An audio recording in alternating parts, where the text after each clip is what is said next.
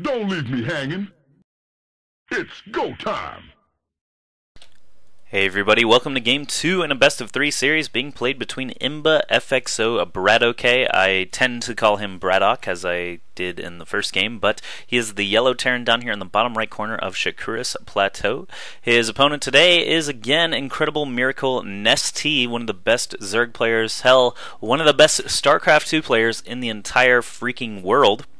BratOK hails from Russia, IM.NesTea hails from South Korea, of course, and these guys are playing at the Blizzcon 2011 StarCraft 2 tournament. I want to say invitational, I also want to say qualifier thing, but honestly, BratOK qualified and IM.NesTea was just given an invite because he is actually the master race of awesome StarCraft 2 players, not talking about Koreans, actually, just IM.NesTea by himself is actually the master race of StarCraft 2 players. He is the best of the best alongside MVP, his teammate. They are actually so far beyond everyone else. MVP actually might even be beyond IM.NesTea, but they're just incredible, incredible players. I don't even know how a mere mortal like BratOK is going to be able to defeat them, but BratOK got very close in the first game, actually. He had about a 20 supply lead toward the end of that first game, and just Ultralisks, man. Ultralisks with full upgrades against Marine tank. There just were not enough Marines or tanks. Too many medevacs overhead, too much supply tied up in those energyless medevacs, and those could have been more siege tanks. They could have been BCs, hell, by that point. So, either of those units would have certainly helped against that giant number of Ultralisks that IM.NesTea decided to just spam out at the end of the game. One thing BratOK did that was good toward the mid-game was denying IM.NesTea's third base, but he didn't keep it up long enough. IM.NesTea actually got all the way up to 4 bases, including that gold, by the end of that first game, and BratOK had only been up to 3. So looks like both players are doing pretty standard builds here. Again, BratOK going to flip that orbital command over the second that barracks finishes and make a single Marine. This is one of the oldest Terran looks that we've seen here. There's a drone trapped inside of BratOK's base, so that's a free kill for BratOK. He's not worried about revealing too much information in here, as it is incredibly standard stuff.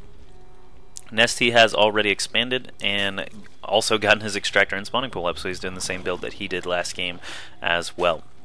Again, I want to apologize. I am a little bit sick, but it's been so long since I've cast a StarCraft 2 game, and these BlizzCon replays just came out, so I am really anxious to start ripping into them.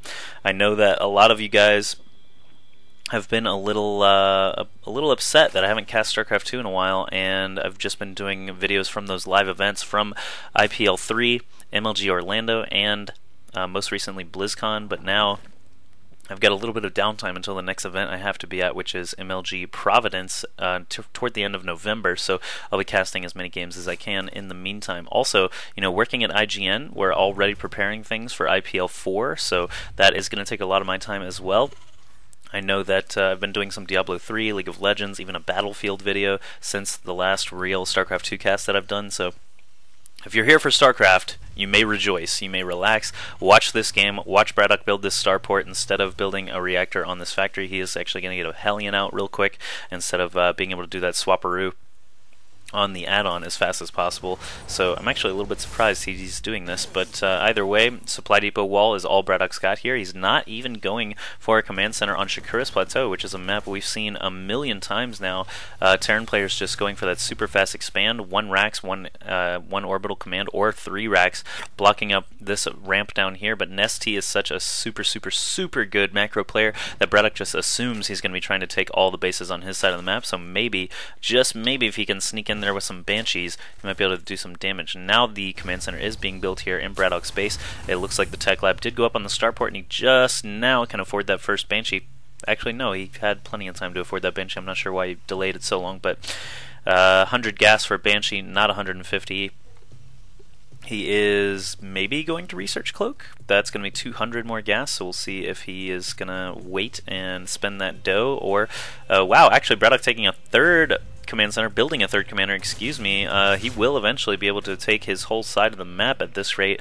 IM.NesTea has not even planted a third base just yet. He could actually do it though, since BratOK is being so apparently passive, but this Ling will soon discover the evil plot of Mr. BratOK. He's going to find that there's still no expansion there, and the supply depot is down. Wow, BratOK just barely saves the day there. Let's take that vision. He did not even see the command center inside the base, so BratOK just barely saving his skin there. Does IM.NesTea know about this starport? Because if he does, and he's not not prepared for it, then I'm going to be very, very surprised. There's an evolution chamber going down now, and a macro hatch, so NesTea looking like he wants to play off of 2 bases here with low-tech units to start things off.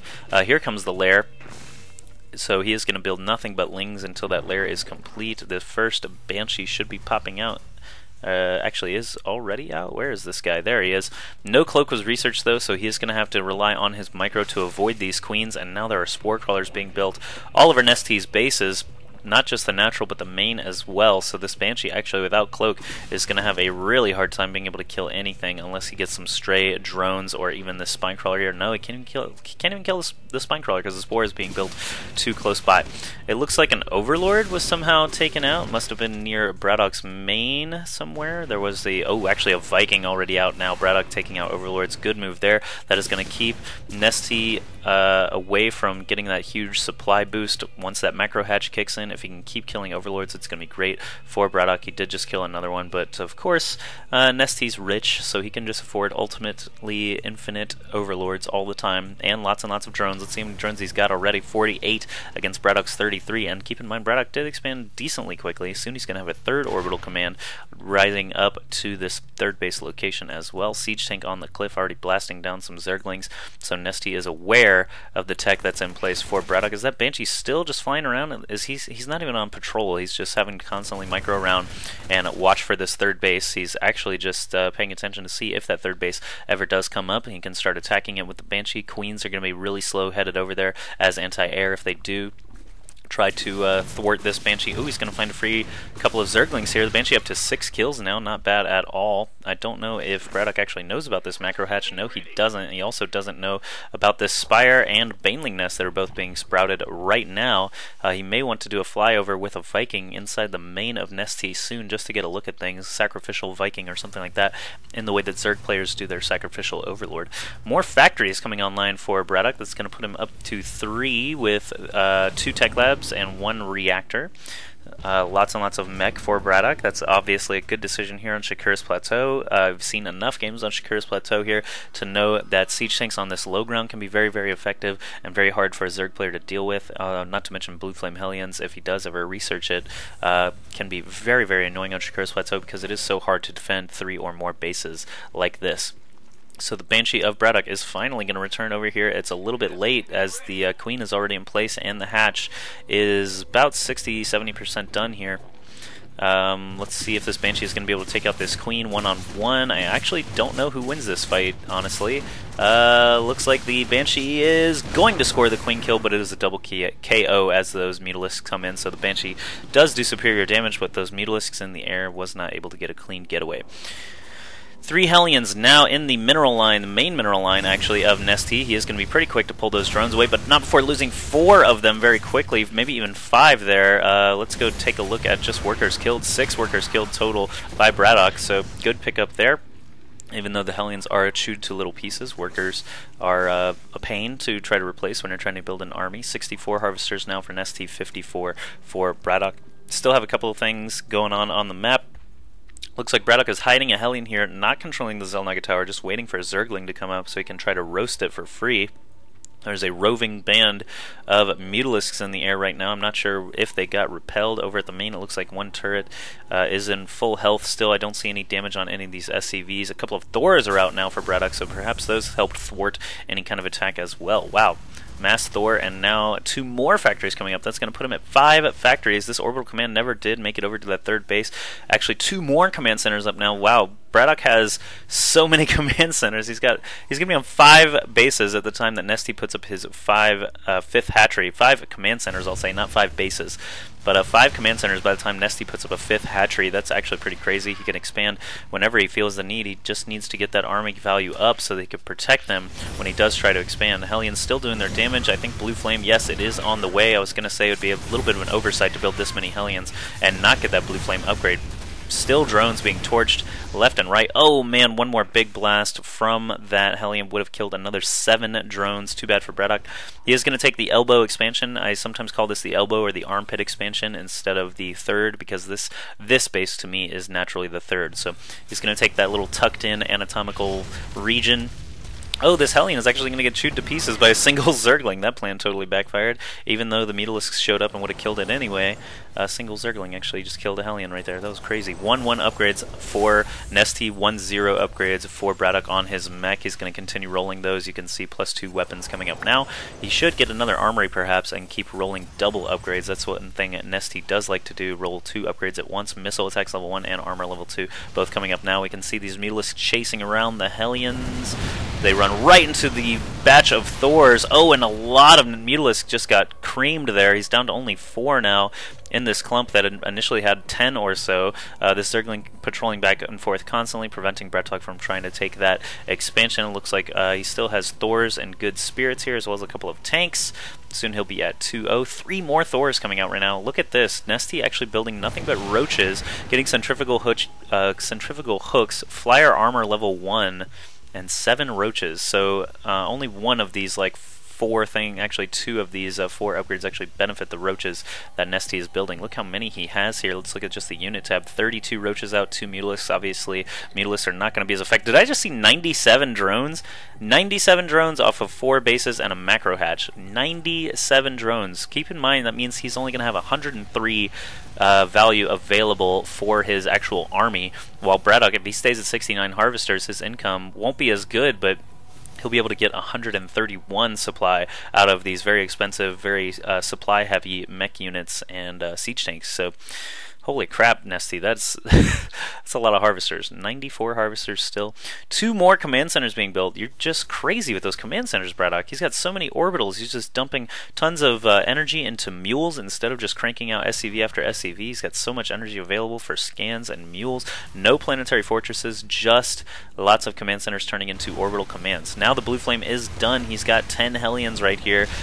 He is going to defend against that single Mutalisk and actually start to push across the map with only 158 supply. NesTea has 197, but so much splash is going to be available from these tanks, from these Hellions, that roaches may not be able to stand up. So let's see. He's got 1-1 upgrades. He does have Burrow already researched, and a Nidus network actually coming along, as well as a Greater Spire. So that hive did get completed. He's going to bring an Overseer along just as well, to try and find some cloaked units perhaps, or even just do some quick spying.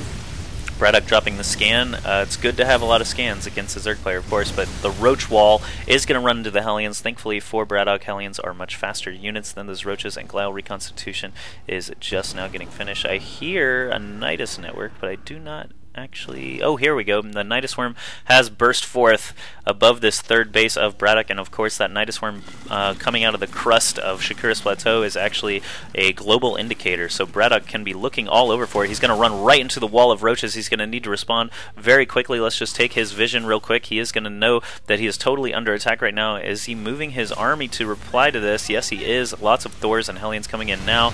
Going to go ahead and take off BratOK Vision so we can watch this this fight unfold. Lots and lots of roaches getting destroyed there, but NesTea does manage to save quite a few of them, already dumping them back into the Nidus Worm. A huge round of mules could get dropped here as all the SCVs were taken out by those roaches. Let's look at workers killed for both players. 12 workers killed for NesTea. Oh, he's already dropped a 2nd worm. Oh my goodness, he's dropped a 2nd worm inside the main, but thankfully BratOK did have a couple of Ravens and Hellions on hand to be able to take out that exit point there.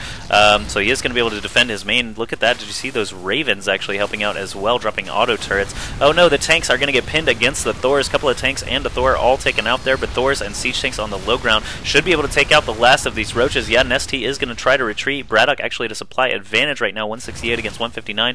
Burrow from NesTea is going to get their HP right back up there, so BratOK successfully defends. He did lose some workers there at the main and the natural, but he was very quick to react to those double Niduses and really hasn't lost too much as a result. 3 Ravens in the air right now. That's kind of interesting, and I think he's actually got 6 Ravens in the air. 3 right there with that main army, and he had some back here earlier to help defend with those auto turrets. So Raven's going to be a big part of BratOK's strategy, evidently. Lots of auto turrets. You know, they're basically like stationary marines. They're very, very good, and they don't cost any supply, so he can actually get a ton more Ravens and mech units if he drops those auto turrets in good places. Or, of course, point defense drones can be very useful against certain units as well. This command center will be able to drop in just a moment as this creep starts to recede and turrets already being placed up. You can see the silhouettes there by these SCVs. So BratOK with